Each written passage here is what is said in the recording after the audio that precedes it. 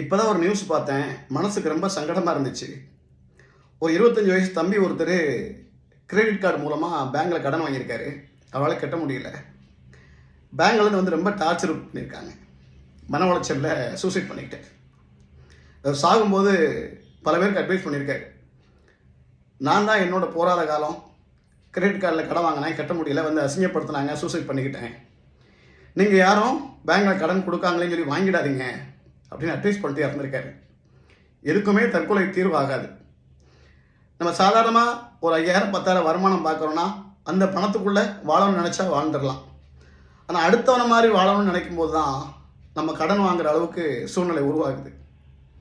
இந்த பேங்க்காரங்க இருக்காங்க பாருங்கள், வாலண்டியாக நமக்கு ஃபோன் பண்ணி, சார் உங்களுக்கு 1 லட்ச ரூபா எலிஜிபிள் இருக்குது, 50,000 எலிஜிபிள் இருக்குன்ட்டு நம்ம நிம்மதியாக சுற்றிட்டு இருக்க நம்மளை ஒரு கடன்காரனை ஆக்கி விட்டுருவாங்க.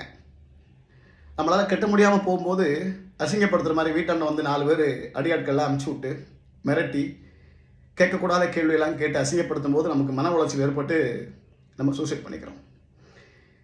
இன்றைக்கி அந்த குடும்பத்தோட நிலைமை என்ன ஆகுது சொல்லுங்கள். உங்களை நம்பி வந்த ஒய்ஃபு, உங்களுக்காக பிறந்த 2 பிள்ளைங்க, அவங்க என்ன பாவம் பண்ணாங்க? இன்றைக்கி வீட்டில் உள்ள பெண்மணிகளும் இருக்கிற காசை வச்சு குடும்பம் நடத்தணும் அப்படின்லாம் கிடையாது. தயவு செய்து அடுத்த வீட்டில் ஆடிக்காரருக்கு நம்ம வீட்டில் ஆடிக்கார் இல்லைன்னு வருத்தப்படுற பெண்மணிகள் எத்தனையோ பேர் படுக்கக்கூட இடம் இல்லாமல் பிளாட்ஃபார்மில் படுத்து கிடக்கிறான். நமக்காவது படுக்க இடம் இருந்து கூரை வீட்டிலாவது படுத்து கிடக்கிறமே நினச்சி சந்தோஷப்பட்டு வாழுங்க. நீங்கள் கொடுக்குற டார்ச்சரால தான் பல ஆண்கள் வந்து 10 வட்டிக்கும் 5 வட்டிக்கும் கடன் வாங்கி அடைக்க முடியாமல் இன்றைக்கி செத்து போகிறாங்க. குடும்பத்தில் இருக்க பெண்மணிகள் நீங்கள் பண்ணுற டார்ச்சரே பெரிய டார்ச்சரு. அதில் கடனை வாங்கிட்டு அவனுங்க பண்ணுற டார்ச்சர் இருக்குது பாருங்கள், பெரிய மன உளைச்சலுங்க.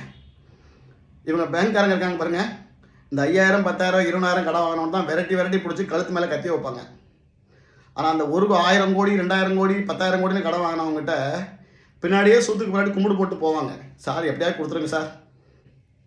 நம்மளுடைய போராத காலம் அவங்கள்ட்ட வாங்கிட்டு உயிரை மாக்க வேண்டியிருக்கு. தயவு செய்து யாராவது உங்களுக்கு கடன் கொடுக்குறாங்க அப்படின்னா அது ஊசியாக கொடுக்கல, நீங்கள் கட்டணும்.